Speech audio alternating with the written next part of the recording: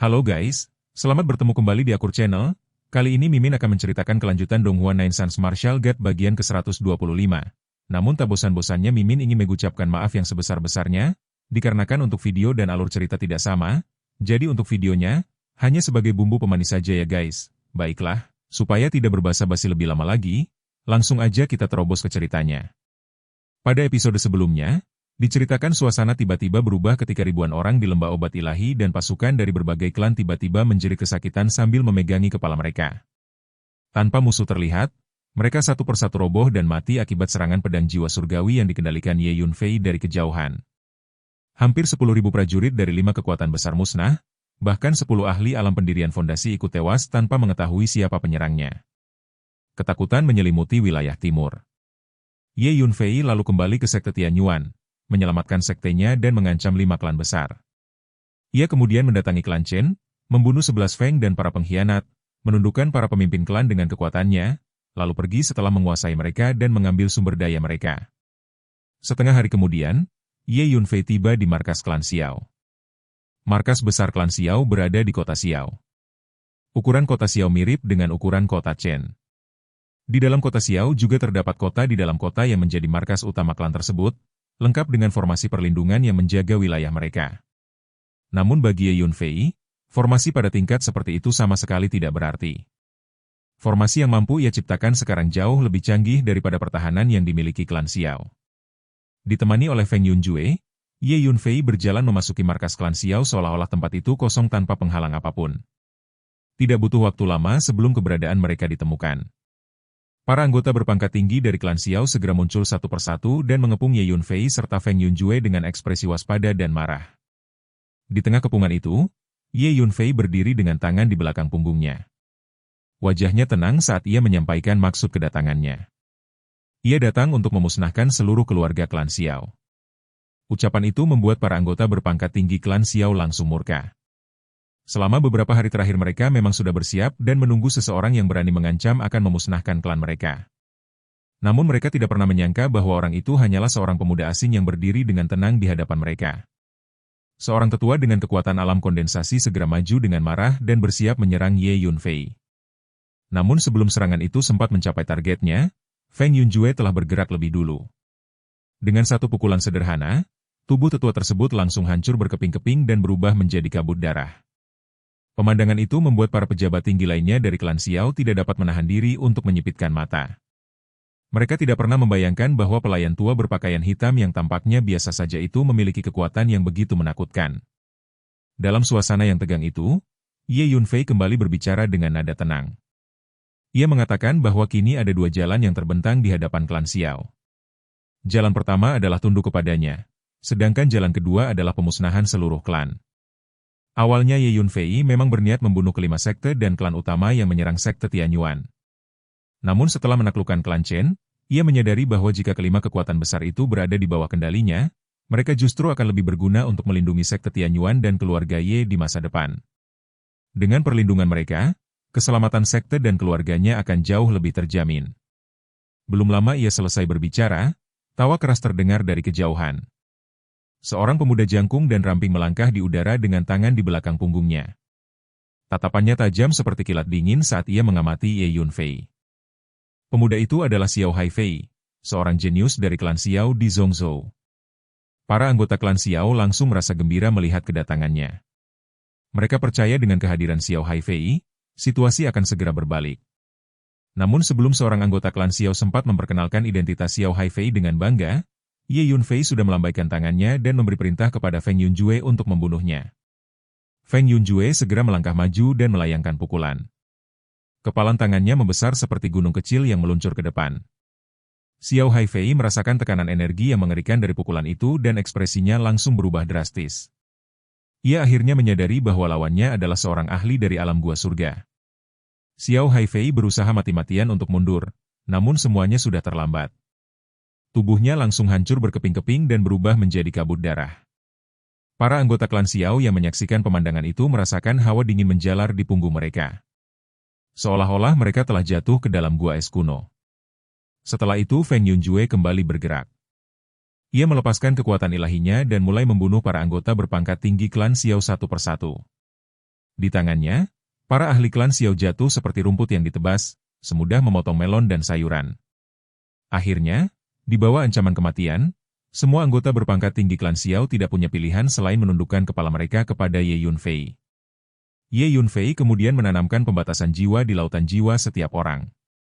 Sejak saat itu para petinggi klan Xiao menjadi bawahan Ye Yunfei.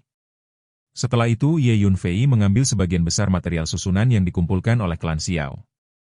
Ia juga meracik sejumlah ramuan dan pil berharga untuk membantu para anggota klan Xiao meningkatkan tingkat kultivasi mereka. Kini mereka sudah berada di bawah kendalinya, sehingga Ye Yunfei tidak merasa perlu bersikap pelit kepada mereka. Setelah menyelesaikan urusan dengan klan Xiao, Ye Yunfei melanjutkan perjalanan menuju markas sekte surga terpencil. Kekuatan sekte ini tidak jauh berbeda dengan klan Chen dan klan Xiao. Di dalam markas tersebut terdapat beberapa ahli dari sekte api surgawi dataran tengah. Ye Yunfei tidak menunjukkan belas kasihan.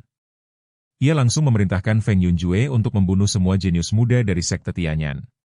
Pada akhirnya, para anggota berpangkat tinggi sekte surga terpencil tidak memiliki pilihan lain selain tunduk di bawah ancaman kematian. Ye Yunfei menanamkan pembatasan jiwa di dalam jiwa mereka sehingga sekte itu pun menjadi bagian dari kekuatannya. Setelah itu Ye Yunfei menuju markas klan petir yang berada di Thunder City. Di sana terdapat beberapa jenius muda dari keluarga terkemuka di Zhongzhou, termasuk dari keluarga Feng Yun.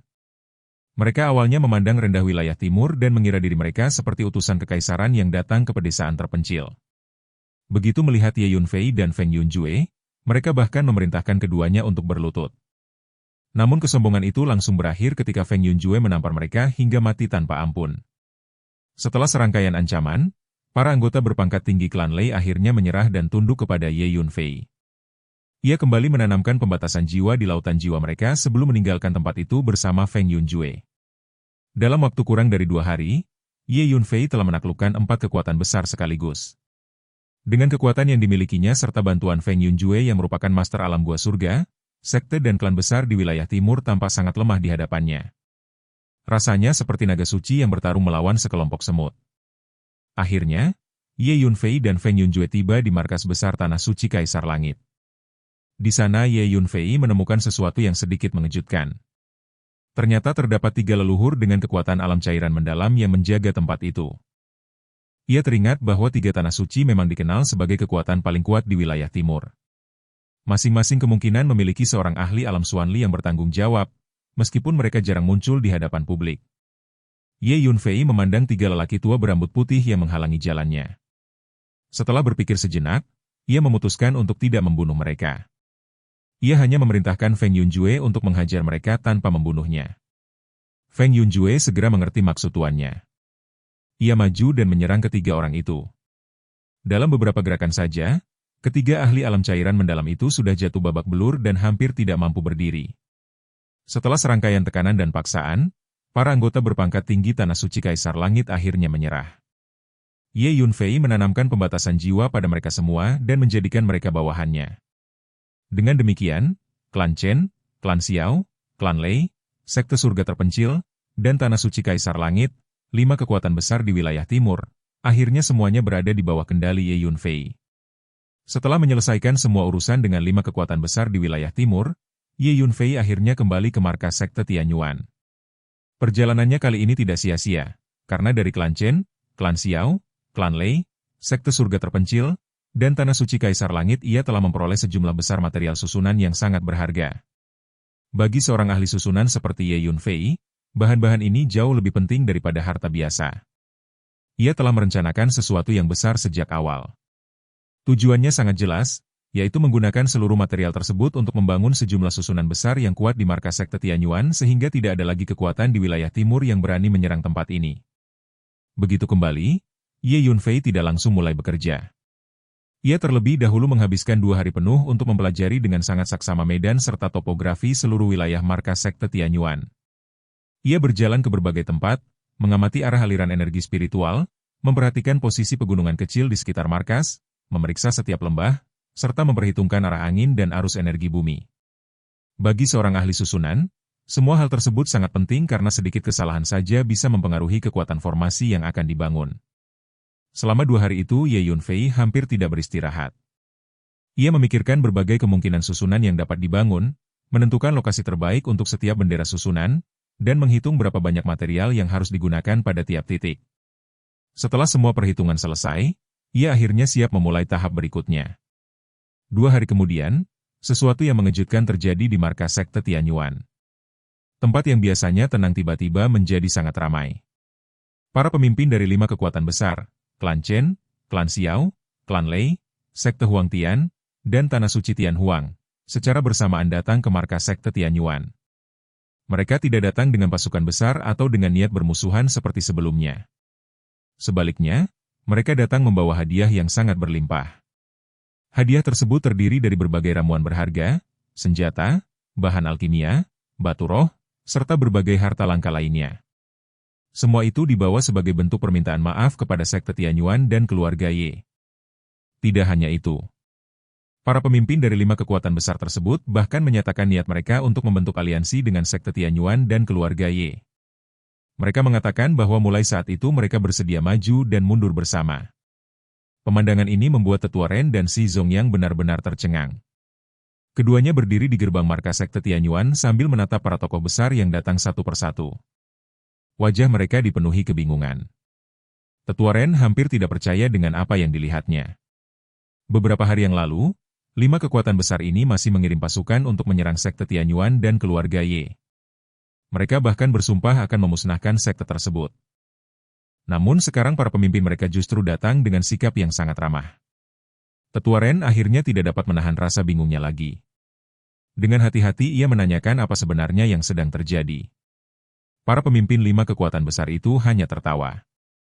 Patriark klan Lei melangkah maju dan dengan suara penuh semangat menjelaskan bahwa sebelumnya pasukan mereka telah dibutakan oleh keserakahan sehingga berani menyerang sekte Tianyuan dan keluarga Ye. Namun sekarang mereka telah sadar dan menyadari kesalahan mereka. Ia mengatakan bahwa kelima kekuatan besar telah memutuskan untuk membentuk aliansi dengan sekte Tianyuan dan keluarga Ye. Mulai hari itu mereka akan berdiri bersama, berbagi kehormatan dan kejayaan.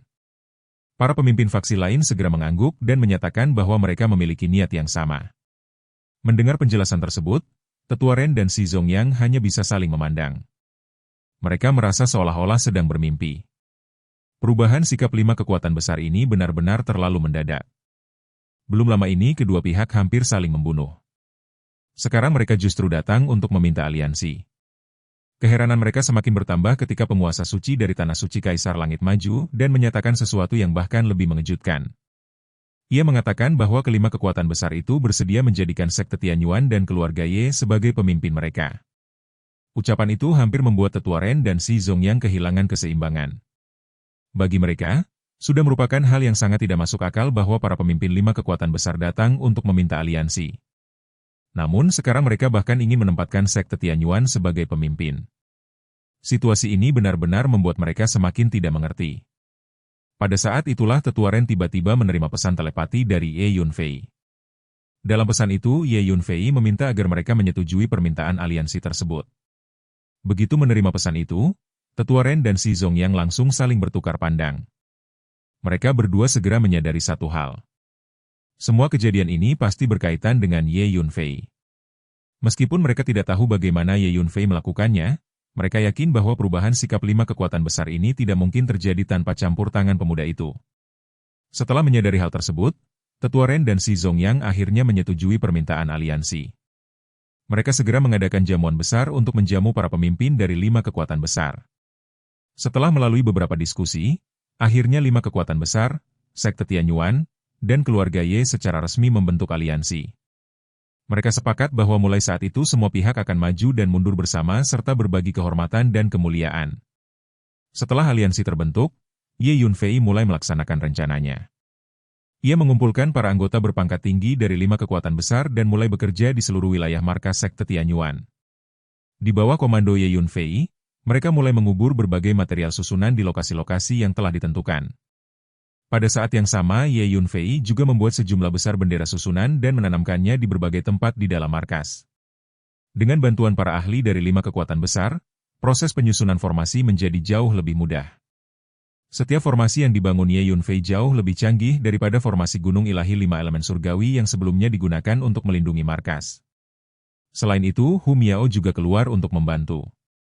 Ia memasang lebih dari 10 susunan ilusi yang sangat rumit di berbagai bagian markas sekte Tianyuan.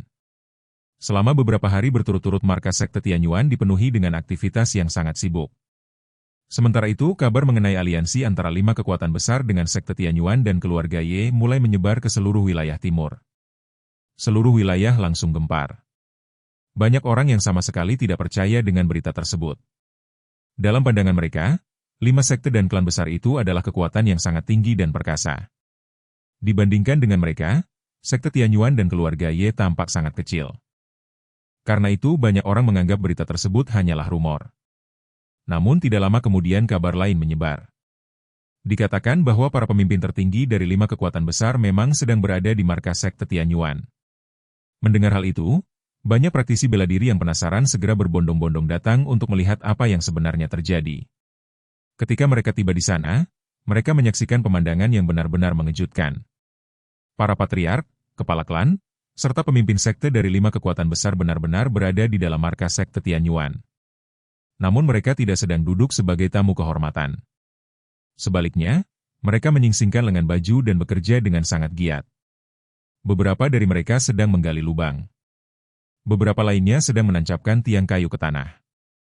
Sebagian lagi membantu menanam bendera susunan. Para praktisi bela diri yang melihat pemandangan itu terus berseru kaget. Beberapa orang bahkan mengenali kepala klan Chen yang sedang menggali lubang dengan penuh semangat. Yang lain melihat 3 leluhur klan Chen yang juga membantu pekerjaan tersebut. Bahkan penguasa suci Tanah Suci Kaisar Langit terlihat sedang menancapkan patok kayu ke tanah. Semua orang yang menyaksikan kejadian itu benar-benar tidak dapat memahami apa yang sedang terjadi. Bagi mereka, pemandangan ini benar-benar tidak masuk akal. Tokoh-tokoh yang biasanya sangat dihormati kini justru bekerja seperti para pekerja biasa. Namun bagi Ye Yunfei semua ini adalah hal yang wajar. Formasi yang ia bangun sangat rumit dan membutuhkan banyak material yang harus ditanam di lokasi berbeda. Selain itu, energi spiritual dari para ahli juga diperlukan untuk mengaktifkan beberapa bagian formasi. Karena itulah bantuan dari para ahli 5 kekuatan besar sangat berguna. Beberapa hari kemudian akhirnya semua formasi selesai. Secara keseluruhan Ye Yunfei berhasil membangun lebih dari 60 formasi besar di seluruh markas sekte Tianyuan. Formasi-formasi tersebut saling terhubung dan membentuk pertahanan yang sangat kuat. Ketika Ye Yunfei melayang di udara dan melihat hasil kerjanya, sebuah senyum puas muncul di wajahnya. Ia tahu bahwa mulai saat itu markas sekte Tianyuan akan menjadi benteng yang hampir tidak dapat ditembus. Bahkan para ahli tingkat kedua atau ketiga dari alam gua surga pun akan kesulitan untuk memasuki tempat ini.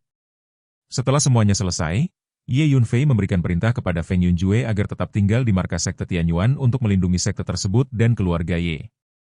Feng Yunjue segera mengangguk dan menyatakan bahwa ia akan mematuhi perintah tersebut. Selain itu, Ye Yunfei juga meminta 3 tetua alam cairan mendalam dari Tanah Suci Kaisar Langit untuk tetap tinggal di markas sekte Tianyuan. Dengan demikian markas tersebut sekarang dijaga oleh 1 ahli alam gua surga dan 3 ahli alam cairan mendalam. Ditambah dengan puluhan formasi besar yang sangat kuat, Ye Yunfei yakin bahwa tidak ada kekuatan di seluruh wilayah timur yang mampu mengancam sekte Tianyuan. Bahkan jika pasukan dari Zhongzhou datang sekalipun, markas sekte Tianyuan tetap akan aman. Kecuali jika seorang master tingkat ketiga dari alam gua surga atau lebih tinggi muncul, hampir tidak ada kemungkinan bagi siapapun untuk menembus pertahanan tersebut.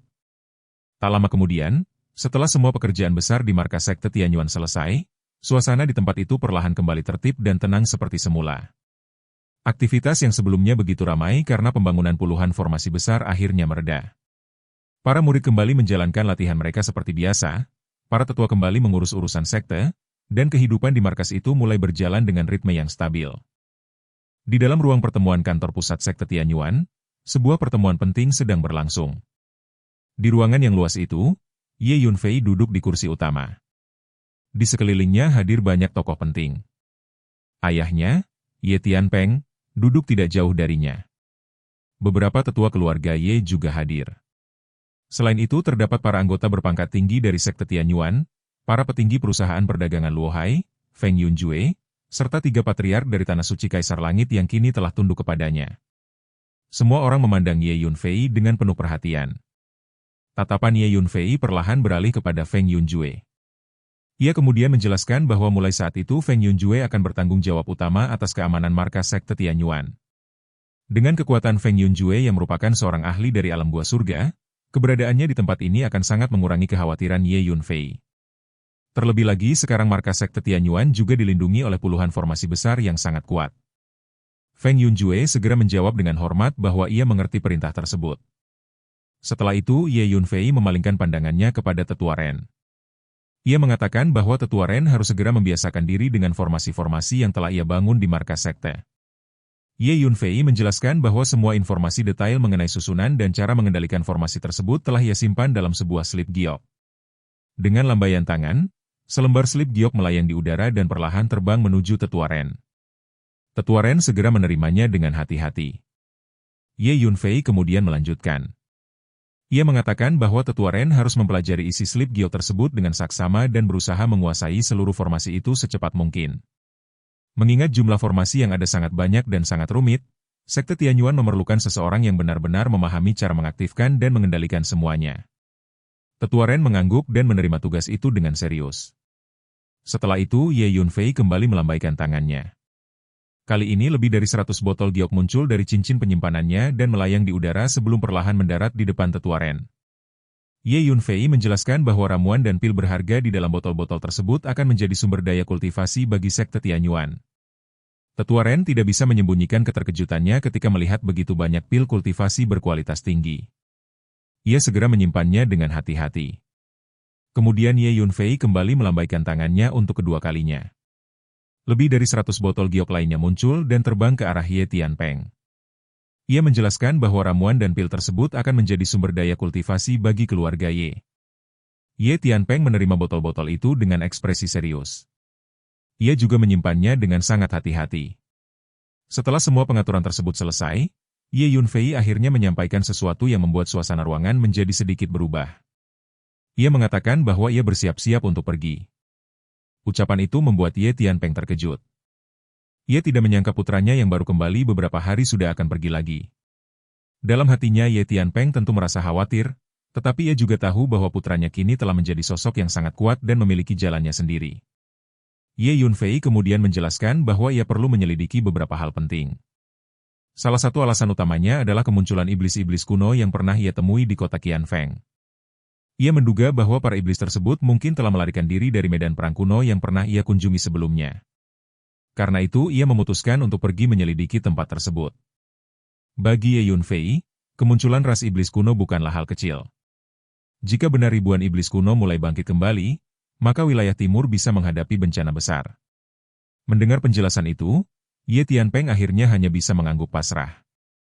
Ia menyadari bahwa putranya telah berkembang hingga tingkat yang sangat luar biasa. Ia tidak lagi mampu mengendalikan atau ikut campur dalam perjalanan hidup Ye Yunfei. Seekor elang tidak bisa terus berada di dalam sarang. Ia membutuhkan langit luas untuk terbang.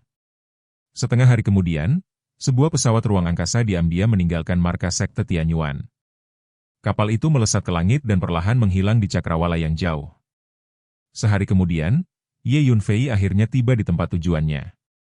Tempat itu adalah medan perang kuno yang pernah ia datangi sebelumnya ketika mengikuti ujian masuk Akademi Penjaga. Begitu ia memasuki wilayah tersebut, pemandangan di sekitarnya tampak sangat suram. Tanah di sana berwarna merah gelap dan tampak retak di banyak tempat. Udara dipenuhi aura yang aneh dan menyesakkan. Ketika seseorang berjalan lebih dalam, suara pertempuran samar-samar bisa terdengar di kejauhan, seolah-olah ribuan pasukan masih bertarung di tempat itu. Ye Yunfei tahu bahwa fenomena tersebut adalah akibat dari perang besar yang pernah terjadi di masa lalu. Pertempuran itu begitu sengit sehingga dunia di tempat itu hancur dan prinsip-prinsip jalan terganggu. Banyak jiwa para prajurit yang mati dalam pertempuran tersebut tidak pernah benar-benar menghilang. Mereka meninggalkan fragmen jiwa dan energi jahat yang saling berkelindan, menciptakan berbagai fenomena aneh di medan perang kuno ini. Saat Ye Yunfei sedang mengamati sekeliling, tiba-tiba Huang Shang berbicara dengan penuh semangat. Ia mengatakan bahwa medan perang kuno ini mengandung banyak sekali pecahan jiwa yang merupakan sumber energi luar biasa bagi dirinya. Ye Yunfei mengangguk. Ia menjelaskan bahwa memang benar di tempat seperti ini terdapat tak terhitung banyaknya pecahan jiwa yang tertinggal setelah kematian para prajurit. Namun ia juga mengingatkan Huang Shang agar berhati-hati. Fragmen jiwa tersebut biasanya mengandung kebencian, dendam, serta energi jahat yang sangat kuat. Jika tidak berhati-hati saat menyerapnya, energi negatif tersebut bisa merusak jiwa seseorang. Huang Shang menjawab dengan penuh percaya diri. Ia mengatakan bahwa dalam teknik kultivasi hantu terdapat metode khusus untuk menyerap pecahan jiwa perang seperti ini. Ia berjanji akan berhati-hati agar tidak terjadi masalah. Ye Yunfei akhirnya mengangguk. Meskipun ia sendiri yang mengajarkan teknik kultivasi hantu kepada Huang Xiang, ia tidak pernah benar-benar mempraktikkan teknik tersebut. Oleh karena itu pemahamannya tidak sedalam Huang Xiang. Huang Xiang kemudian menyatakan bahwa ia berencana berlatih di medan perang kuno ini untuk jangka waktu tertentu. Ye Yunfei memikirkan hal itu sejenak sebelum akhirnya menyetujuinya. Bagi Huang Xiang, tempat seperti ini memang merupakan lokasi latihan yang sangat ideal. Tak lama kemudian Huang Xiang bergerak seperti bayangan menuju suatu arah di mana ia merasakan banyak pecahan jiwa berkumpul. Tubuhnya memancarkan daya hisap yang kuat sehingga pecahan-pecahan jiwa di sekitarnya mulai perlahan berkumpul ke arahnya. Sementara itu Ye Yunfei terus berjalan lebih dalam ke medan perang kuno. Hu Miao juga keluar dari mutiara ilusi dan mengikuti Ye Yunfei. Ia mengatakan bahwa energi iblis yang ada di tempat ini juga sangat berguna bagi dirinya. Medan perang kuno itu memang dipenuhi dengan energi iblis dalam jumlah besar. Sepanjang perjalanan mereka juga bertemu banyak monster. Sebagian monster itu terbentuk dari energi iblis yang terkondensasi. Sebagian lainnya adalah binatang iblis yang telah lama hidup di tempat itu dan kemudian dirusak oleh energi iblis sehingga berubah menjadi monster. Namun bagi Ye Yunfei, menghadapi monster-monster itu bukanlah masalah. Dengan kekuatannya saat ini, ia dengan mudah membunuh mereka satu persatu. Tanpa disadari, Ye Yunfei dan Hu Miao akhirnya tiba di area inti medan perang kuno tersebut. Tiba-tiba Hu Miao memperhatikan sesuatu di lembah yang tidak jauh dari mereka. Ia merasa ada sesuatu yang aneh di sana. Ye Yunfei segera bergerak menuju lembah itu. Di dalam lembah tersebut tanah tampak retak dan terbuka, memperlihatkan sebuah istana bawah tanah yang telah rusak. Di dalam istana bawah tanah itu terdapat lebih dari 100 peti mati batu. Semua tutup peti mati tersebut telah terbuka dan jatuh ke samping. Ye Yunfei segera menyadari sesuatu. Ia mengatakan bahwa iblis-iblis kuno yang pernah mereka temui sebelumnya memang benar-benar berasal dari tempat ini. Setiap peti mati batu tersebut dulunya berisi mayat iblis kuno. Namun sekarang semuanya telah kosong. Setelah itu Ye Yunfei dan Hu Miao terus menjelajahi daerah sekitar. Mereka menemukan puluhan istana bawah tanah lainnya yang memiliki peti mati batu serupa. Jika dihitung secara keseluruhan, jumlah peti mati tersebut mencapai ribuan. Ini berarti ribuan iblis kuno telah pergi dari tempat ini. Hu Miao sangat terkejut melihat pemandangan tersebut. Ia mengatakan bahwa sungguh sulit dipercaya begitu banyak mayat iblis kuno tersembunyi di medan perang kuno ini. Ye Yunfei menjelaskan bahwa saat mereka datang sebelumnya, kekuatan mereka masih relatif lemah sehingga banyak hal yang tidak mereka sadari. Namun sekarang situasinya berbeda. Ia mulai merasa sedikit khawatir. Jika ribuan iblis kuno itu berkeliaran di wilayah timur dan mulai melepaskan kekuatan mereka, maka kerusakan yang dapat mereka timbulkan akan sangat besar. Saat Ye Yunfei sedang memikirkan hal itu, tiba-tiba ia merasakan sesuatu. Tatapannya beralih ke sebuah lembah besar di kejauhan. Dengan kekuatan jiwa yang dimilikinya, ia dapat merasakan segala sesuatu dalam radius ratusan ribu meter. Ia segera bergerak menuju lembah tersebut. Di permukaan, lembah itu tampak sama seperti lembah lainnya di medan perang kuno. Namun Ye Yunfei segera menyadari bahwa ada sesuatu yang berbeda. Di sana terdapat susunan ilusi yang sangat tersembunyi. Susunan tersebut tampaknya menyembunyikan sesuatu yang penting. Sekelompok monyet maya tanah yang berada di lembah itu segera menyerang Ye Yunfei dan Hu Miao. Namun Ye Yunfei hanya menggerakkan pikirannya. 5 pedang spiritual melesat keluar dan langsung membunuh semua monster tersebut dalam beberapa napas. Setelah itu Ye Yunfei dan Hu Miao mencapai bagian terdalam lembah. Hu Miao segera memastikan bahwa memang terdapat susunan ilusi yang cukup kuat di tempat itu. Ye Yunfei kemudian melepaskan kekuatan jiwanya dan mulai menganalisis susunan tersebut. Beberapa saat kemudian ia membuat segel tangan dan mengarahkannya ke depan. Tanah tiba-tiba bergetar. Gunung-gunung di sekitar ikut bergetar disertai suara gemuruh yang memekakan telinga. Susunan ilusi itu perlahan terbuka. Dan sebuah pemandangan yang sama sekali berbeda akhirnya muncul di depan mata Ye Yunfei dan Hu Miao. Di hadapan Ye Yunfei terbentang sebuah lembah yang sangat berbeda dari dunia di luar medan perang kuno itu. Lembah tersebut dipenuhi bunga-bunga berwarna cerah yang bermekaran dengan indah, menciptakan pemandangan yang bahkan terasa lebih menawan daripada hari manapun di bulan Mei. Bunga-bunga itu menyebar ke seluruh lembah, menciptakan lautan warna yang lembut dan memikat. Udara di tempat itu terasa segar dan damai, Seolah-olah lembah ini merupakan dunia kecil yang terpisah dari kekacauan di luar. Lingkungan di dalam lembah itu benar-benar kontras dengan medan perang kuno yang suram dan penuh energi jahat. Di tempat ini, energi spiritual yang melimpah memenuhi setiap sudut. Energi tersebut bahkan begitu pekat hingga mengental menjadi kabut tipis yang melayang di udara, menyerupai pita-pita berwarna-warni yang berputar perlahan. Di ujung lembah itu berdiri sebuah tembok batu yang sangat tinggi. Tembok tersebut menjulang beberapa ratus meter ke langit, tampak kokoh dan kuno seolah-olah telah berdiri di sana selama ribuan tahun. Sulur-sulur tanaman merambat melilit seluruh permukaan dinding batu tersebut. Di antara tanaman merambat itu tampak sebuah pintu masuk gua yang gelap dan suram, seolah-olah menjadi gerbang menuju dunia lain yang tersembunyi. Ye Yunfei segera melepaskan kekuatan jiwanya untuk menyelidiki celah tersebut. Setelah memastikan tidak ada bahaya langsung yang mengancam, ia melangkah perlahan menuju pintu masuk gua itu. Hu Miao mengikuti dari dekat di belakangnya. Begitu memasuki gua, mereka menemukan sebuah terowongan yang miring ke bawah dan berkelok-kelok. Jalan di dalam terowongan itu tidak lurus, melainkan berliku-liku seperti ular yang merayap jauh ke dalam bumi. Selain itu, sepanjang terowongan tersebut dipenuhi berbagai macam formasi. Ada formasi ofensif yang dapat menyerang siapapun yang memasuki wilayah itu. Ada juga formasi defensif yang dirancang untuk melindungi tempat ini dari penyusup. Bahkan terdapat pula formasi ilusi yang dapat menyesatkan siapa saja yang tidak memahami susunan tersebut. Namun bagi Ye Yunfei, semua formasi itu bukanlah masalah besar. Dengan tenang ia melangkah maju dan menghancurkan formasi-formasi tersebut satu persatu. Setiap kali ia menemukan formasi baru, ia hanya perlu mengamati beberapa saat sebelum menemukan titik kelemahannya. Setelah itu ia dengan mudah membongkarnya. Hu Miao yang berjalan di belakangnya memperhatikan semua itu dengan penuh kekaguman.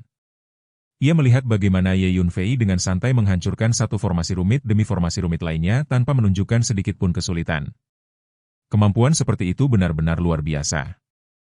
Hu Miao tidak bisa menahan diri untuk tidak menghela napas kagum dan memuji penguasaan Ye Yunfei terhadap formasi yang begitu mendalam. Ye Yunfei hanya tersenyum tipis mendengar kata-kata tersebut. Baginya, formasi seperti ini memang tidak layak disebut rumit. Di masa lalu, ketika ia masih menjadi Kaisar Langit, ia bahkan pernah mempelajari beberapa susunan ilahi yang belum sempurna di reruntuhan kuno. Dibandingkan dengan susunan ilahi tersebut, formasi yang ada di tempat ini tidak lebih dari permainan anak-anak.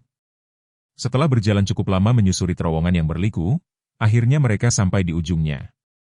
Di hadapan mereka terbentang sebuah aula bawah tanah yang sangat luas. Aula tersebut benar-benar sangat besar. Luasnya mencapai beberapa ribu meter persegi, sementara tingginya mencapai ratusan meter. Ketika seseorang berdiri di dalam ruangan itu, tubuhnya tampak sekecil semut dibandingkan dengan ruang raksasa tersebut. Di tengah aula itu terdapat dua kolam besar.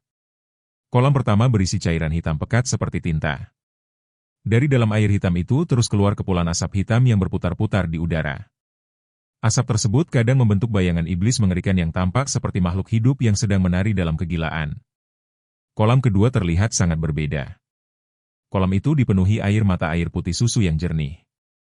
Airnya terus memancar dari dasar kolam dan menciptakan kabut spiritual yang melayang lembut di permukaan. Di atas air kolam itu bahkan bermekaran bunga teratai putih yang tampak sangat murni. Di sekeliling kolam putih tersebut tumbuh berbagai tanaman obat yang sangat berharga. Banyak di antaranya sedang mekar penuh dan memancarkan aroma spiritual yang kuat. Beberapa tanaman tersebut bahkan merupakan obat berharga kelas 4 dan kelas 5. Namun pemandangan yang paling mencengangkan justru berada di kolam hitam. Di tengah kolam itu duduk bersila sesosok mayat iblis kuno yang sangat tinggi. Tubuhnya tampak hampir seperti makhluk hidup. Dari tubuhnya memancar aura iblis yang kuat dan menakutkan. Di sekitar kolam hitam tersebut terdapat lebih dari 100 mayat iblis kuno lain yang sedang berlutut di tanah, bersujud menghadap mayat yang duduk di tengah kolam. Sementara itu di kolam putih terdapat sosok lain. Seorang pendeta tahu duduk bersila di tengah kolam tersebut. Wajahnya kurus kering, namun kulitnya terlihat kemerahan dan berseri. Ia tampak seperti seseorang yang sedang bermeditasi dan berlatih seni bela diri. Melihat pemandangan ini, Ye Yunfei langsung memahami sesuatu. Ia tersenyum tipis sambil mencibir. Akhirnya ia mengerti mengapa energi iblis, energi jahat, kebencian, serta pecahan jiwa di medan perang kuno ini masih tetap terkonsentrasi selama bertahun-tahun tanpa menghilang. Semua itu ternyata disebabkan oleh formasi pembalikan yin-yang. Jika tidak ada formasi tersebut, Maka energi di medan perang kuno ini seharusnya sudah lama menghilang dan tempat ini akan berubah menjadi tanah biasa. Hu Miao yang berdiri di sampingnya juga memperhatikan pemandangan itu dengan hati-hati. Ia merasa sangat waspada melihat begitu banyak iblis kuno di tempat tersebut. Menurutnya iblis kuno yang duduk di kolam hitam kemungkinan adalah sosok kuat dari ras iblis kuno sehingga mereka harus berhati-hati. Namun Ye Yunfei justru mengarahkan pandangannya kepada pendeta Tao yang duduk di kolam putih. Menurutnya pendeta Tao itulah tokoh utama sebenarnya di tempat ini. Tatapan Ye Yunfei kemudian beralih ke kolam putih susu tersebut. Ia langsung menyadari sesuatu yang sangat berharga. Ternyata di tempat ini terdapat urat spiritual bumi. Urat spiritual bumi terbentuk dari inti energi bumi dan mengandung kekuatan spiritual yang sangat besar. Bagi para praktisi bela diri, urat spiritual bumi adalah harta kultivasi yang sangat langka dan berharga. Ye Yunfei bahkan merasa terkejut karena ia tidak menyangka akan menemukan urat spiritual bumi di tempat seperti ini. Menurutnya kemungkinan besar jumlah urat spiritual bumi di seluruh benua Tianshuan tidak banyak. Namun sekarang ia justru menemukan satu di tempat ini. Karena itu Ye Yunfei tidak berniat melewatkan kesempatan tersebut. Hu Miao mendengar penjelasan itu dan menatap dengan mata terbelalak. Ia tidak percaya bahwa kolam tersebut ternyata merupakan muara dari urat spiritual bumi legendaris. Ye Yunfei kemudian menjelaskan bahwa kolam tersebut hanyalah muara dari urat spiritual bumi. Urat yang sebenarnya terkubur jauh di bawah kolam tersebut. Namun sebelum mengambilnya, ada satu hal yang harus diselesaikan terlebih dahulu. Tatapan Ye Yunfei kembali tertuju kepada pendeta Tao yang duduk bersila di kolam putih. Pendeta itu tampak seperti sedang bermeditasi dengan tenang. Ye Yunfei kemudian memutuskan untuk menghancurkan formasi pembalikan yin yang terlebih dahulu. Tanpa ragu ia berteriak dan melompat menuju kolam hitam. Ia langsung melayangkan pukulan ke arah mayat iblis kuno yang duduk bersila di tengah kolam. Lengan Ye Yunfei tiba-tiba membengkak dan menebal seperti naga emas. Tinju yang ia lepaskan terasa seperti gunung kecil yang menghantam permukaan air kolam hitam. Air kolam langsung berputar hebat. Tinju Ye Yunfei menghantam mayat iblis kuno itu berkali-kali berturut-turut. Retakan segera muncul di permukaan tubuh mayat tersebut. Mayat iblis kuno itu tidak memberikan perlawanan sama sekali. Ye Yunfei tahu bahwa kesadaran iblis dari tubuh tersebut sudah lama lenyap dan yang tersisa hanyalah cangkang kosong. Namun tepat pada saat itu sebuah raungan tiba-tiba terdengar. Suara tersebut berasal dari pendeta Tao di kolam putih. Tak lama kemudian sesosok bayangan putih melayang keluar dari tubuh pendeta tersebut. Bayangan itu adalah jiwa dari pendeta Tao tersebut. Namun jiwa itu tampak tidak utuh. Itu adalah jiwa yang telah terpecah. Melihat hal itu, Ye Yunfei tersenyum dingin. Ia mengatakan bahwa akhirnya pendeta itu mengakui dirinya. Pendeta Tao itu memandang Ye Yunfei dengan ekspresi terkejut. Ia tidak menyangka Ye Yunfei mengetahui tentang formasi pembalikan yin yang ia bangun. Ye Yunfei kemudian menjelaskan semuanya dengan nada mengejek. Menurutnya pendeta itu pasti pernah ikut dalam perang besar di masa lalu dan terluka parah hingga hampir mati. Secara kebetulan ia menemukan urat spiritual bumi di tempat ini. Karena itu ia membangun formasi pembalikan yin untuk memelihara tubuh fisik dan jiwanya agar suatu hari dapat bangkit kembali. Pendeta Tao itu terdiam sejenak sebelum akhirnya mengakui bahwa dugaan Ye Yunfei benar. Ia bahkan memuji Ye Yunfei sebagai talenta muda luar biasa yang mampu menembus formasi tersebut. Namun Ye Yunfei justru menyebut situasi ini sebagai sesuatu yang menggelikan. Ia mengatakan bahwa ahli iblis kuno yang duduk di kolam hitam itu sebenarnya telah tertipu untuk membantu pendeta tersebut menekan mata yin dalam formasi. Akibatnya jiwa iblis kuno itu hancur dan kehilangan kesempatan untuk bangkit kembali. Pendeta Tao itu langsung menyipitkan mata. Ia mulai merasa waspada terhadap Ye Yunfei. Menurutnya Ye Yunfei jelas bukan orang biasa. Namun Ye Yunfei hanya mencibir dan mengatakan bahwa pendeta itu tidak berhak mengetahui latar belakangnya. Mendengar itu pendeta Tao tersebut menjadi marah. Ia mengancam akan membunuh Ye Yunfei. Namun Ye Yunfei justru tertawa keras. Ia menjelaskan bahwa pendeta itu tidak mungkin bisa membunuhnya. Pendeta itu memang dulunya adalah seorang master tingkat ke-10 dari alam gua surga. Namun tubuh fisiknya belum pulih sepenuhnya. Karena itu kekuatannya sekarang sangat terbatas. Jika tidak demikian, Ye Yunfei tentu sudah melarikan diri sejak awal. Pendeta Tao itu mendengus dingin. Ia mengatakan bahwa bahkan jika tubuh fisiknya belum pulih, kekuatan jiwanya masih cukup untuk membunuh Ye Yunfei. Namun Ye Yunfei hanya menggelengkan kepala dengan tenang. Ia mengatakan bahwa bahkan dengan kekuatan jiwa sekalipun, pendeta itu tetap tidak bisa membunuhnya. Wajah pendeta Tao itu tiba-tiba menjadi gelap ketika mendengar ucapan Ye Yunfei yang menolak ancamannya. Ekspresinya berubah muram, seolah-olah awan hitam tiba-tiba menutupi langit. Pada saat berikutnya, sesuatu yang mengerikan terjadi. Ledakan kekuatan jiwa yang luar biasa terpancar dari kepalanya. Tekanan itu muncul seperti badai yang mengamuk, menggulung seperti gelombang yang tidak terkendali. Rasanya seperti 10.000 kuda perang yang berlari kencang, mengguncang udara dengan kekuatan yang menakutkan.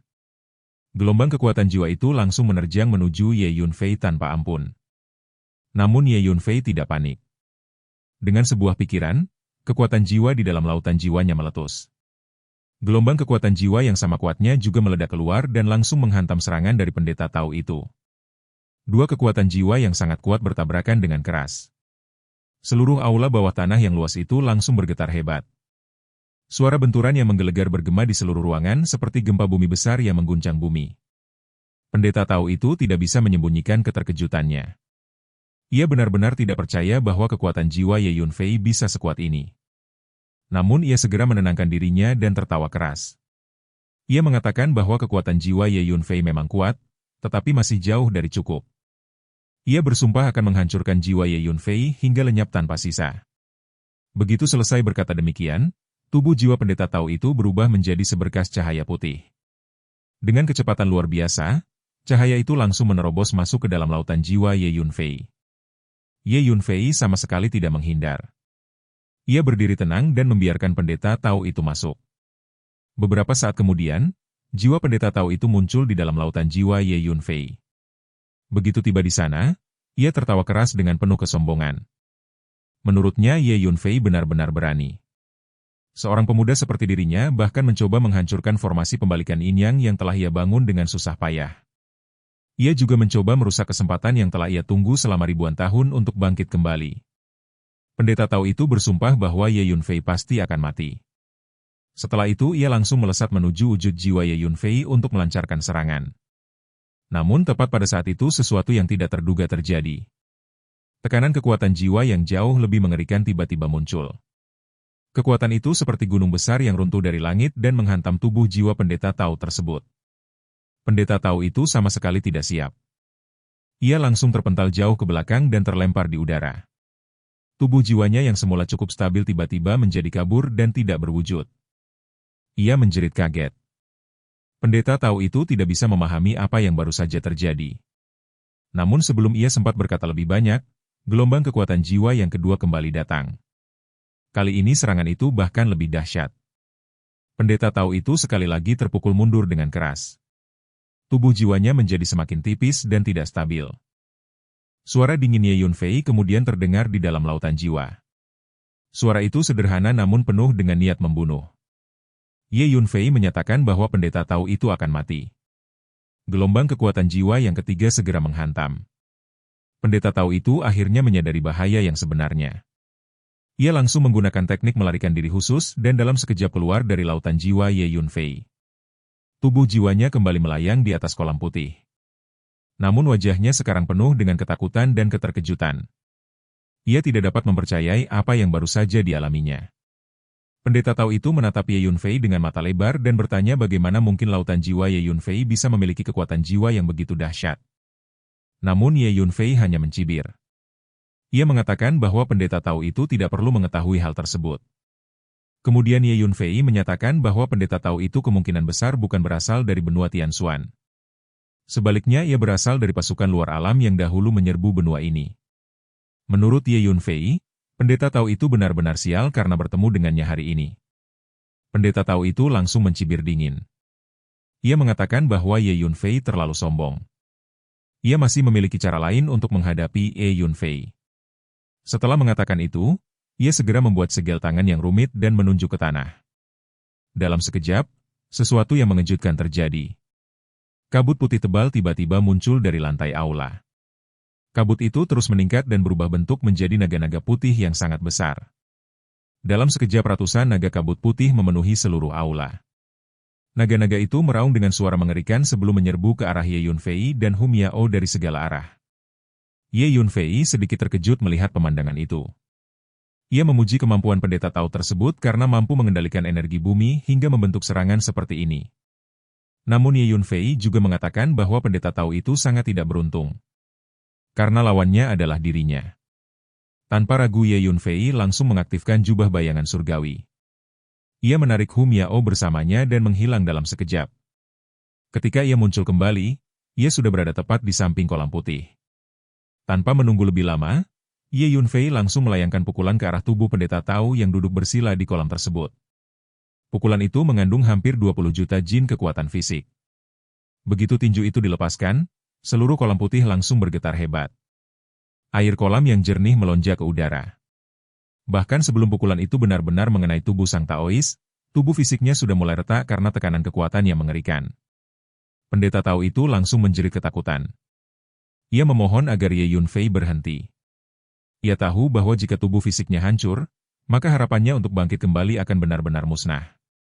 Satu-satunya jalan yang tersisa baginya hanyalah merasuki tubuh makhluk hidup lain. Namun tempat ini telah lama menjadi wilayah mati yang hampir tidak pernah dikunjungi makhluk hidup selama ribuan tahun. Jiwa yang ia miliki sekarang tidak mungkin mampu menunggu selama itu.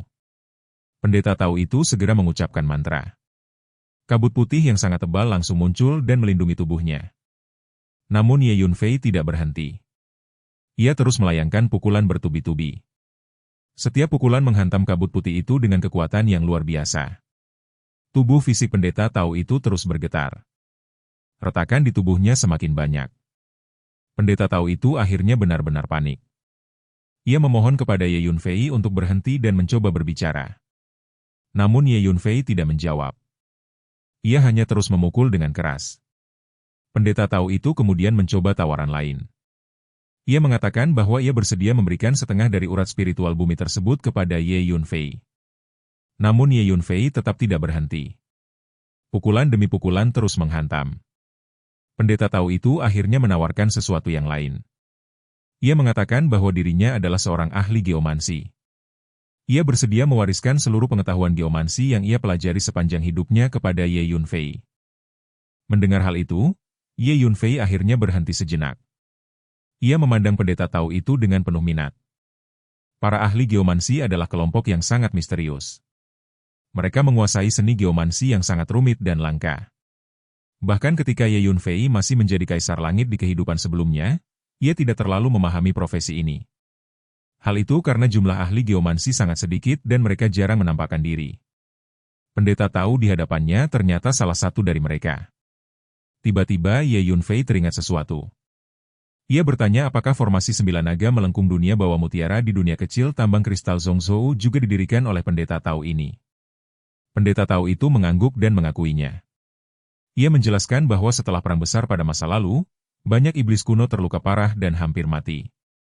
Mereka memohon bantuannya untuk membangun tempat-tempat khusus agar mayat mereka bisa dipelihara hingga suatu hari dapat bangkit kembali. Pendeta Tao itu kemudian mencoba meyakinkan Ye Yunfei. Ia mengatakan bahwa selama Ye Yunfei tidak menghancurkan tubuh fisiknya, ia bersedia mengajarkan seluruh ilmu geomansi yang ia miliki. Menurutnya dengan kekuatan jiwa Ye Yunfei yang begitu kuat, mempelajari geomansi akan sangat mudah baginya. Ye Yunfei berpikir sejenak. Akhirnya ia menyetujui kesepakatan tersebut. Ia mengatakan bahwa ia menginginkan setengah dari urat spiritual bumi itu. Selain itu, pendeta Tao harus mengajarkan semua kemampuan geomansinya.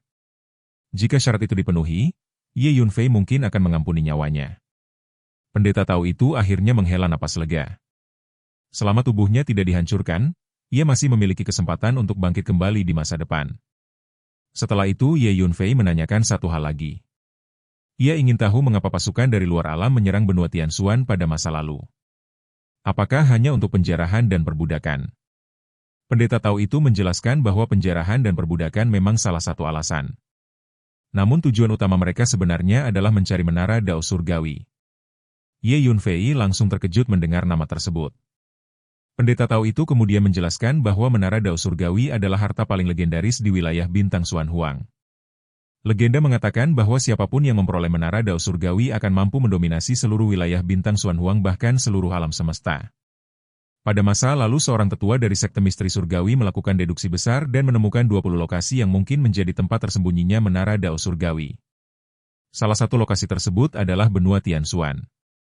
Karena itulah beberapa kekuatan besar dari luar alam mengirim pasukan mereka untuk menyerbu tempat ini. Namun mereka menghadapi perlawanan sengit dari para pendekar benua Tianshuan. Ye Yunfei mengangguk perlahan. Ia masih merasa penasaran. Ia bertanya apa sebenarnya menara Dao Surgawi itu hingga begitu banyak orang bersedia mempertaruhkan segalanya untuk mencarinya. Pendeta Tao itu menggelengkan kepala. Ia mengatakan bahwa tidak ada yang benar-benar mengetahui rahasia menara Dao Surgawi. Namun pernah ada makhluk kuat yang melihat dua anak yang sangat indah bermain di dalam menara tersebut. Menurut pendeta Tao itu, kedua anak tersebut kemungkinan besar adalah setengah dewa. Hal itu saja sudah cukup membuat banyak orang tergila-gila mencari keberadaan menara Dao Surgawi. Mendengar penjelasan itu, bahkan Ye Yunfei pun tidak bisa menahan napasnya. Dua makhluk setengah dewa. Obat dewa setengah dewa itu bahkan jauh lebih unggul dibandingkan obat kekaisaran manapun. Pikiran Ye Yunfei langsung dipenuhi berbagai kenangan dari kehidupannya yang lalu. Pada kehidupan sebelumnya, Ye Yunfei pernah menjadi seorang kaisar langit yang terkenal di berbagai dunia. Ia telah menjelajahi banyak alam, dari dunia kecil hingga dunia besar yang dipenuhi kekuatan tak terbayangkan. Namun meskipun telah menjelajah begitu jauh dan melihat begitu banyak harta langit dan bumi, ia tetap tidak pernah menemukan satupun obat dewa yang sejati. Kenangan itu membuatnya memahami dengan sangat jelas betapa berharganya obat dewa tersebut. Bahkan hanya sekadar legenda tentang obat dewa saja sudah cukup membuat para ahli bela diri di seluruh dunia menjadi gila. Jika memang benar bahwa di dalam menara Dao Surgawi terdapat obat dewa, maka tidak diragukan lagi bahwa semua ahli bela diri di dunia akan tergila-gila mencarinya tanpa ragu sedikit pun. Pendeta Tao itu kemudian mengungkapkan sesuatu yang lebih mengkhawatirkan. Ia mengatakan bahwa ia dapat merasakan bahwa ras iblis kuno kemungkinan besar akan segera kembali ke benua Tianshuan. Menurutnya, kedatangan mereka kemungkinan besar masih berkaitan dengan pencarian menara Dao Surgawi yang legendaris itu. Ye Yunfei tidak menunjukkan ekspresi terkejut berlebihan. Ia hanya mengangguk pelan. Baginya, ancaman seperti itu bukanlah sesuatu yang mustahil. Justru sangat masuk akal. Setelah itu Ye Yunfei segera mengingatkan pendeta Tao tersebut tentang kesepakatan mereka. Ia meminta pendeta Tao itu untuk segera membagikan keahlian geomansinya seperti yang telah dijanjikan. Pendeta Tao itu hanya bisa menghela napas panjang. Ia sadar bahwa dirinya tidak memiliki pilihan lain selain memenuhi kesepakatan tersebut. Dengan satu gerakan tangan, ia melepaskan seberkas energi jiwa yang berubah menjadi sebuah bola cahaya putih yang perlahan melayang menuju Ye Yunfei. Ye Yunfei segera menggunakan kekuatan jiwanya untuk memeriksa bola cahaya itu. Setelah menelusuri isinya, ia menemukan bahwa di dalam bola cahaya tersebut terdapat berbagai teknik, metode kultivasi, dan seni rahasia yang berkaitan dengan ilmu geomansi. Pengetahuan itu sangat kompleks dan luas, menunjukkan bahwa pendeta Tao ini memang seorang ahli geomansi yang sangat berpengalaman. Dengan satu pikiran, Ye Yunfei langsung menarik bola cahaya itu ke dalam lautan jiwanya untuk disimpan. Ia sama sekali tidak khawatir apakah dirinya dapat memahami teknik tersebut atau tidak. Dengan pengalaman dan pengetahuan yang ia miliki dari kehidupan sebelumnya sebagai Kaisar Langit, ia yakin bahwa menguasai teknik geomansi tersebut hanyalah masalah waktu. Setelah itu, Ye Yunfei dengan tenang menyatakan bahwa setengah dari urat spiritual bumi tersebut sekarang adalah miliknya. Ia sama sekali tidak berniat mengalah dalam hal ini. Pendeta Tao itu hanya bisa menghela napas lagi. Ia tahu bahwa ia tidak punya pilihan lain selain menerima kenyataan tersebut. Ye Yunfei kemudian memanggil Hu Miao dan memintanya untuk berjaga di sekitarnya selama ia berkultivasi. Hu Miao segera mengangguk dengan patuh dan berdiri tidak jauh dari kolam putih untuk berjaga. Setelah semuanya siap, Ye Yunfei menatap pendeta Tao itu dan memintanya untuk menyingkir sedikit agar ia bisa menggunakan kolam tersebut. Jiwa pendeta Tao itu melambaikan tangannya, menggeser tubuh fisiknya ke samping agar tidak menghalangi. Begitu ruang terbuka, Ye Yunfei langsung melesat ke dalam kolam putih tersebut dan duduk bersila. Tanpa membuang waktu, Ye Yunfei langsung mengaktifkan Kitab 9 Yang.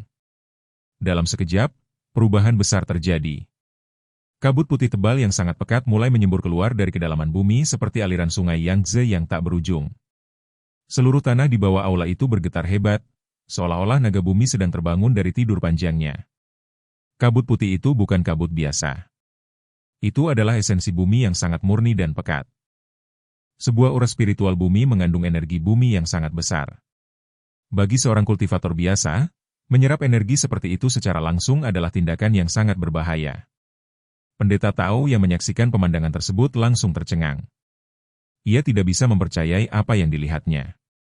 Ia tidak pernah membayangkan bahwa seorang kultivator alam pendirian fondasi berani menyerap energi dari urat spiritual bumi secara langsung dengan cara yang begitu kasar. Ia bahkan tidak berani melakukan hal itu ketika dirinya berada pada puncak kekuatannya di tingkat ke-10 alam gua surga. Menurutnya, tubuh seorang kultivator biasa pasti akan meledak berkeping-keping jika mencoba menyerap energi sebesar itu. Namun Ye Yunfei justru duduk tenang di tengah kolam itu. Di dalam tubuh Ye Yunfei, 8 meridian besar muncul secara bersamaan dan memancarkan suara gemuruh yang memekakan telinga seperti naga yang mengaum. Energi bumi yang tak terhitung jumlahnya mengalir masuk ke tubuhnya dengan sangat cepat. Setengah jam kemudian, sesuatu yang mengejutkan terjadi di dalam dantian Ye Yunfei. Ia tiba-tiba menyadari bahwa sebuah titik emas kecil telah muncul di dalam dantiannya. Mata Ye Yunfei langsung berbinar. Ia segera menyadari apa arti fenomena tersebut. Itu adalah tanda kelahiran yang pertama. Kitab 9 yang terdiri dari 9 alam kultivasi. Setiap alam melambangkan kelahiran sebuah matahari di dalam tubuh. Ketika seseorang mencapai tingkat tertinggi dari teknik tersebut, 9 matahari akan muncul di dalam tubuhnya. Jika 9 matahari itu dilepaskan, kekuatannya mampu membakar langit dan menghancurkan bumi. Sekarang titik emas kecil di dalam dantian Ye Yunfei adalah tanda bahwa ia telah memasuki tahap pertama, yaitu kelahiran yang pertama. Ye Yunfei segera mengarahkan energi bumi yang masuk ke tubuhnya menuju dantiannya. Titik cahaya emas itu mulai membesar sedikit demi sedikit. 1 hari penuh berlalu.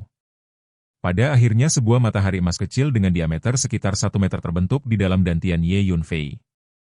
Cahaya emas yang dipancarkannya sangat menyilaukan sehingga bahkan membuat orang takut untuk melihatnya secara langsung. Pada saat yang sama, tingkat kekuatan spiritual Ye Yunfei juga mengalami terobosan besar. Ia langsung mencapai tahap awal alam cairan mendalam. Pendeta Tao yang menyaksikan semuanya dari samping benar-benar tercengang. Ia merasa seperti sedang melihat sesuatu yang tidak masuk akal. Seorang kultivator dengan tingkat kultivasi yang begitu rendah ternyata mampu menampung energi urat spiritual bumi dalam jumlah sebesar itu tanpa meledak. Pendeta Tao itu bahkan tidak bisa menahan diri untuk menyebut Ye Yunfei sebagai monster. Hu Miao yang mendengar perkataan itu langsung cemberut dan membela tuannya. Baginya semua hal yang dilakukan Ye Yunfei terasa wajar. Pendeta Tao kemudian mengingatkan Ye Yunfei bahwa ia telah menyerap seperempat energi dari urat spiritual bumi tersebut. Ia khawatir Ye Yunfei akan menyerap terlalu banyak dan merusak keseimbangan urat tersebut. Ye Yunfei hanya tersenyum santai dan mengatakan bahwa ia menepati janjinya. Setelah itu Ye Yunfei menghentikan sementara kultivasi kitab 9 yang. Ia kemudian memutuskan untuk menggunakan energi yang tersisa untuk melatih teknik lain. Teknik itu adalah roda totem 9 istana. Segera sebuah roda cahaya besar muncul di belakang tubuh Ye Yunfei. Roda itu terbagi menjadi 9 bagian dan setiap bagian berisi sosok makhluk mitos. Ye Yunfei mengingat bahwa energi urat bumi sebagian besar bersifat yin. Di antara 9 makhluk mitos tersebut, Suanu atau kura-kura hitam adalah makhluk yang melambangkan air dan yin. Karena itu Ye Yunfei memutuskan untuk memperkuat Suanu. Tiba-tiba sosok Suanu muncul dari roda tersebut dan mengaum keras ke langit. Mulutnya terbuka lebar. Energi bumi dari urat spiritual langsung tersedot masuk seperti kabut putih yang terseret badai. Pendeta Tao kembali tercengang melihat teknik itu. Ia merasa bahwa teknik yang digunakan Ye Yunfei benar-benar melampaui pemahamannya. Bahkan di seluruh wilayah bintang Xuan Huang, ia belum pernah melihat teknik sekuat itu. Xuan Wu terus menyerap energi bumi dengan rakus. Tubuhnya menjadi semakin padat dan aura yang dipancarkannya semakin kuat. Ye Yunfei yang duduk di tengah kolam terlihat seperti dewa yang turun ke dunia. Pendeta Tao yang menyaksikan pemandangan itu mulai berpikir bahwa pemuda ini bukan orang biasa. Ia bahkan mulai mempertimbangkan untuk menjalin hubungan baik dengan Ye Yunfei. 1 hari lagi berlalu tanpa terasa. Pendeta Tao akhirnya berteriak agar Ye Yunfei berhenti. Ia khawatir jika energi yang tersisa dari urat spiritual bumi tersebut akan habis diserap. Ye Yunfei akhirnya membuka matanya. Suanu perlahan kembali ke dalam roda 9 istana. Roda itu kemudian menghilang. Ye Yunfei berdiri dan merasa sangat puas dengan hasil kultivasinya kali ini. Ia berhasil mencapai tahap pertama kitab 9 yang dan juga memperkuat Suanu dalam roda totem 9 istana. Setelah itu Ye Yunfei melompat keluar dari kolam putih. Pendeta Tao yang melihatnya segera memperkenalkan dirinya sebagai Daois Dadi. Ia mengatakan bahwa lebih baik menyelesaikan konflik daripada memperpanjang permusuhan. Ia berharap bahwa di masa depan mereka bisa bertemu kembali sebagai kenalan, bukan sebagai musuh. Ucapan Ye Yunfei terdengar tenang namun tegas ketika ia memandang langsung ke arah Taoist Dadi. Dengan nada yang datar namun penuh makna, Ye Yunfei menyatakan bahwa dirinya berasal dari benua Tianxuan, sementara Taoist Dadi adalah seorang penyusup yang datang dari luar wilayah tersebut. Kata-kata itu tidak diucapkan dengan kemarahan, melainkan dengan ketenangan yang justru membuatnya terdengar lebih serius. Taoist Dadi tidak langsung marah. Ia justru menggelengkan kepala perlahan, lalu menjelaskan bahwa dirinya berbeda dari para iblis kuno yang pernah menyerang benua ini. Ia menegaskan bahwa kedatangannya ke benua Tianxuan semata-mata untuk mencari menara Dao Surgawi yang legendaris itu. Ia tidak memiliki niat untuk menjadi musuh benua Tianxuan. Pendeta Tao itu kemudian menjelaskan lebih jauh tentang masa lalu. Ia mengatakan bahwa pada saat perang besar terjadi dahulu kala, ia sebenarnya tidak ingin ikut terlibat. Namun situasi memaksanya. Ketika ia muncul di benua Tianxuan, para pendekar di sana langsung menganggapnya sebagai musuh dan menyerangnya tanpa henti begitu melihatnya. Karena itulah ia tidak memiliki pilihan selain melawan balik. Ia juga menjelaskan bahwa ketika ras iblis kuno pertama kali tiba di benua Tianxuan, mereka melakukan pembantaian besar terhadap para pendekar bela diri di benua ini. Peristiwa itulah yang memicu perlawanan sengit dari para pendekar benua Tianxuan. Karena itulah perang besar tersebut tidak dapat dihindari. Taoist Dadi kemudian mengatakan kepada Ye Yunfei bahwa sebenarnya tidak ada konflik kepentingan di antara mereka berdua. Mendengar penjelasan tersebut, Ye Yunfei terdiam sejenak dan berpikir. Setelah beberapa saat, ia memperkenalkan dirinya secara singkat kepada Taoist Dadi. Ia menyebutkan namanya, Ye Yunfei, dengan nada tenang. Ia kemudian memberikan peringatan bahwa Taoist Dadi sebaiknya tidak menjadikan benua Tianxuan sebagai musuh. Jika hal itu terjadi, maka Ye Yunfei tidak akan ragu untuk bersikap tegas. Pendeta Tao itu tertawa terbahak-bahak setelah mendengar perkataan tersebut. Ia menegaskan kembali bahwa tujuan kedatangannya memang hanya untuk mencari menara Dao Surgawi. Ia juga mengatakan bahwa dirinya dapat melihat masa depan Ye Yunfei yang luar biasa cerah. Menurutnya, suatu hari nanti Ye Yunfei akan menjadi sosok yang sangat hebat. Ia bahkan berharap bahwa jika suatu hari mereka bertemu lagi, mereka akan bertemu sebagai teman, bukan sebagai musuh. Sebagai tanda persahabatan, Taoist Dadi memutuskan untuk memberikan sebuah hadiah kepada Ye Yunfei. Ia mengatakan bahwa ia akan memberikan sebuah kompas langit yang sangat berguna bagi praktik geomansi. Setelah berkata demikian, ia melambaikan tangannya. Sebuah kompas berwarna kuning segera melayang keluar dari tubuhnya dan perlahan berhenti di depan Ye Yunfei. Kompas itu memiliki bentuk yang unik. Bagian tengahnya berongga dan di dalamnya terdapat jarum magnet putih yang terus berayun perlahan. Dari kompas tersebut terpancar hukum unsur bumi yang sangat dalam dan misterius. Ye Yunfei segera merasakan energi tersebut. Ia langsung memahami bahwa ilmu geomansi memang berhubungan erat dengan penguasaan energi dan hukum unsur bumi. Setelah memikirkan sejenak, Ye Yunfei akhirnya menerima hadiah tersebut dan menyimpannya ke dalam cincin spasialnya. Di kehidupan sebelumnya, Ye Yunfei sebenarnya agak meremehkan para ahli geomansi. Ia menganggap geomansi sebagai ilmu yang tidak lazim dan cenderung aneh. Karena itulah ia tidak pernah tertarik mempelajarinya secara serius. Namun sekarang situasinya berbeda. Saat ini kekuatannya masih sangat jauh dari puncak. Karena itu mempelajari geomansi jelas akan memberinya kemampuan tambahan untuk melindungi dirinya. Taoist Dadi tersenyum puas ketika melihat Ye Yunfei menerima kompas tersebut. Baginya, itu berarti Ye Yunfei telah menerima niat persahabatannya. Setelah itu Ye Yunfei menunjuk ke arah berbagai tanaman obat berharga yang tumbuh di sekitar kolam putih. Tanaman-tanaman tersebut sebenarnya telah dipelihara oleh energi dari urat spiritual bumi selama bertahun-tahun. Karena itulah kualitasnya sangat tinggi. Ye Yunfei mengatakan bahwa ia akan memurnikan tanaman obat tersebut menjadi pil berharga yang akan sangat membantu proses pemulihan Taoist Dadi. Hal itu ia lakukan sebagai balasan atas hadiah kompas surgawi yang baru saja diterimanya. Taoist Dadi tampak sangat terkejut ketika mendengar hal tersebut. Ia bahkan tidak percaya bahwa Ye Yunfei mampu memurnikan pil berharga. Ye Yunfei hanya tersenyum tipis. Dengan satu gerakan tangan, sebuah tungku alkimia muncul di tengah aula bawah tanah. Kemudian Ye Yunfei mulai memetik tanaman obat berharga di sekitar kolam putih tersebut. Selain itu, ia juga mengeluarkan beberapa bahan obat dari miliknya sendiri. Tanpa membuang waktu, Ye Yunfei mulai memurnikan pil di tempat itu juga. Taoist Dadi yang menyaksikan proses tersebut tidak bisa menahan diri untuk berseru kagum. Ia benar-benar tidak menyangka bahwa Ye Yunfei ternyata seorang alkemis. Proses pemurnian berlangsung selama lebih dari setengah jam. Akhirnya puluhan pil berharga berhasil disempurnakan. Pil-pil tersebut memiliki berbagai tingkat kualitas, mulai dari pil tingkat 2 hingga pil tingkat 5. Ketika Taoist Dadi melihat bahwa bahkan pil tingkat 5 pun muncul, ia benar-benar tercengang. Ia menyadari bahwa Ye Yunfei ternyata adalah seorang alkemis kelas 5. Bagi Taoist Dadi, kemampuan seperti itu pada usia muda benar-benar luar biasa. Ia bahkan tidak tahu bagaimana harus menggambarkan kehebatan Ye Yunfei. Setelah selesai, Ye Yunfei menyerahkan lebih dari 20 pil kepada Taoist Dadi. Ia menjelaskan fungsi masing-masing pil tersebut dengan tenang. Pil otot surgawi dapat membantu memulihkan vitalitas tubuh fisik. Pil reinkarnasi teratai putih dapat memperbaiki jiwa yang rusak. Sementara pil-pil lainnya juga memiliki fungsi untuk memulihkan tubuh dan jiwa secara bertahap. Taoist Dadi sangat gembira menerima pil-pil tersebut. Jiwa yang tersisa di tubuhnya bahkan bergetar karena kegembiraan. Ye Yunfei mengatakan bahwa dengan bantuan pil-pil tersebut, pemulihan Taoist Dadi akan berlangsung jauh lebih cepat. Taoist Dadi tertawa keras. Ia mengakui bahwa awalnya ia mengira bertemu Ye Yunfei adalah sebuah bencana besar. Namun sekarang ia merasa bahwa Ye Yunfei justru merupakan pembawa keberuntungan baginya. Semua rasa dendam yang sempat muncul dalam hatinya benar-benar hilang. Ye Yunfei hanya tersenyum ringan. Ia dapat merasakan bahwa Taoist Dadi bukanlah orang yang jahat. Karena itulah ia tidak keberatan membantu orang tersebut.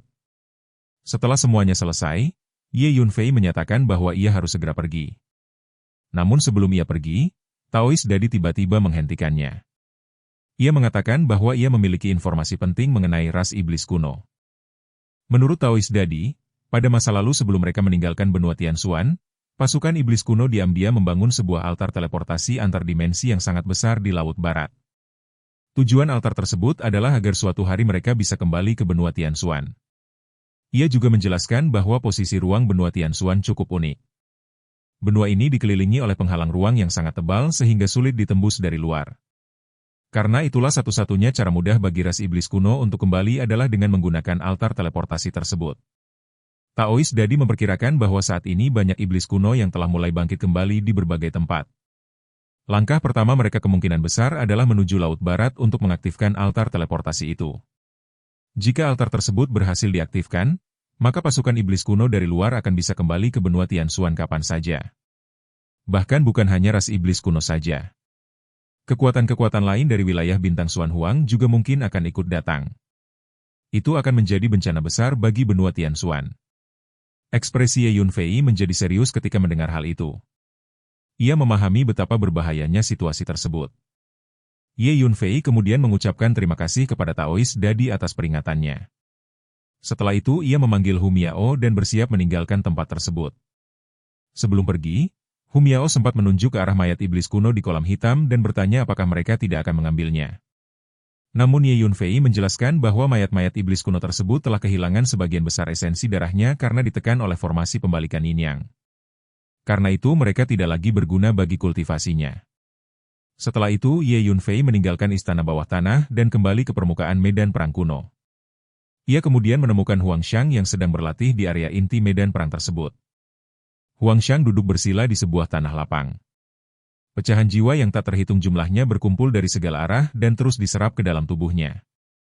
Tubuh Huangxiang tampak gelap dan memancarkan cahaya hitam menyeramkan. Ye Yunfei melihat bahwa Huangxiang sedang berada pada tahap penting dalam kultivasinya. Karena itu Ye Yunfei memutuskan untuk menunggu. Hu Miao juga setuju. 2 hari berlalu tanpa terasa. Pada akhirnya pecahan jiwa di seluruh medan perang kuno hampir habis diserap oleh Huangxiang. Pada suatu saat, kabut hitam yang menyeramkan tiba-tiba meledak keluar dari tubuh Huangxiang seperti naga hitam raksasa. Kabut itu dipenuhi oleh bayangan roh-roh ganas yang melolong dengan suara mengerikan. Aura kematian memenuhi area dalam radius 10 mil. Setelah beberapa saat, kabut hitam itu perlahan kembali masuk ke tubuh Huangxiang. Semua fenomena aneh menghilang. Huangxiang kembali tampak seperti seorang lelaki tua biasa. Ye Yunfei tersenyum dan mengucapkan selamat atas terobosan yang berhasil dicapai Huangxiang. Hu Miao juga bertanya dengan penasaran mengenai tingkat kekuatan Huangxiang saat ini. Huangxiang menjelaskan dengan santai bahwa kekuatannya sekarang setara dengan tahap akhir alam cairan mendalam bagi kultivator manusia. Namun dalam hal kekuatan tempur, Ia yakin bisa melawan seorang ahli manusia pada tingkat pertama alam gua surga. Hal itu memang masuk akal. Para kultivator hantu memang dikenal memiliki kekuatan tempur yang jauh lebih kuat dibandingkan manusia pada tingkat yang sama. Dan, adegan ini pun mengakhiri pertemuan kita kali ini. Terima kasih kepada semua yang telah menyimak dari awal sampai akhir video ini. Dan juga Mimin ingin mengucapkan terima kasih yang sebesar-besarnya kepada semua yang sudah subscribe Akur Channel. Semoga semuanya dimudahkan rezekinya, dan dilancarkan segala urusannya, juga disehatkan selalu setiap saat, dan terhindar dari segala penyakit. Amin.